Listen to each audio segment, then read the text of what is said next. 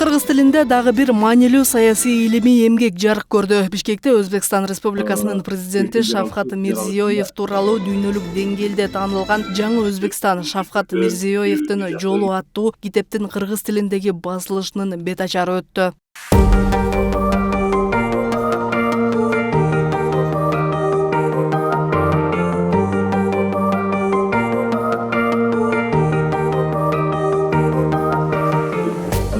Алыкул Осмонов атындагы Кыргыз Республикасынын улуттук китепканасында өткөн салтанатка мамлекеттик жана коомдук ишмерлер, дипломатиялык корпустун өкүлдөрү, окумуштуулар, маданият кызматкерлери жана жалпыга маалымдоо каражаттарынын өкүлдөрү катышты.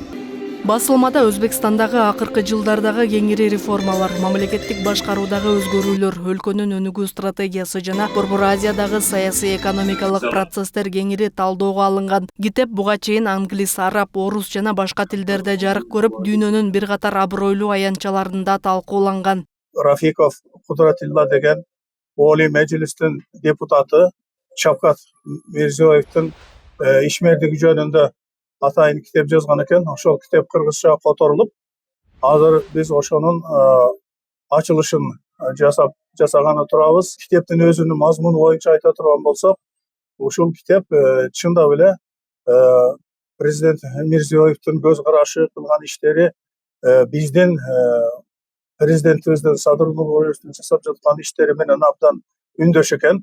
Бул эки өлкөнүн жетекчилери мынчалык үндөш иштерди жасап жаткандыгы, демек пикирлеринин, көз караштарынын бирдейлигин көрсөтөт.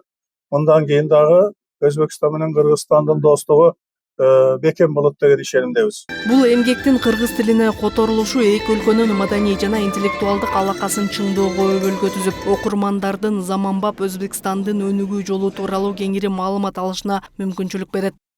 Шавкат Мирзиёевдин Жаңы Өзбекстан концепциясын биз жакшы билебиз. Ал жөнүндө окуганбыз.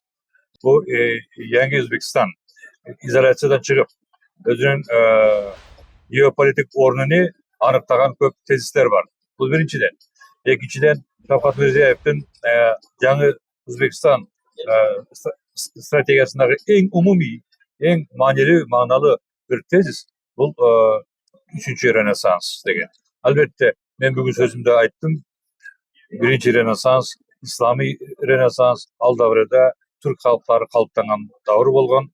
Ал Ренессанска кыргыз дагы, казак жана башка түркий халыктар, коңшу халыктар өзбектерге авторлошпуз деп такай айтып берем. Экинчи Ренессанс, Тимурилер заманындагы, Алишер Наваи заманындагы Ренессанс. Бул дагы өзбек тарыхындагы эң бир бүйүк давыр болду. Бул давырга башка халыктар дагы авторлош. Үчүнчү Ренессанс бул өтө маанилүү, өтө эрекче маселе. Себеби Өзбекстан өзү жаңы барагын ачып отур. Өз тарыхын жаңы даврын ачып атат. Экономик жактан, саясий жактан биз ага албетте автолош болобузбу, жокпу билмеймин, бирок биз ага пикирлашпыз, саналашпыз. Биз Өзбекстандагы үчүнчү Ренессанстын жүзөгө ашышына дайым тилектешпиз.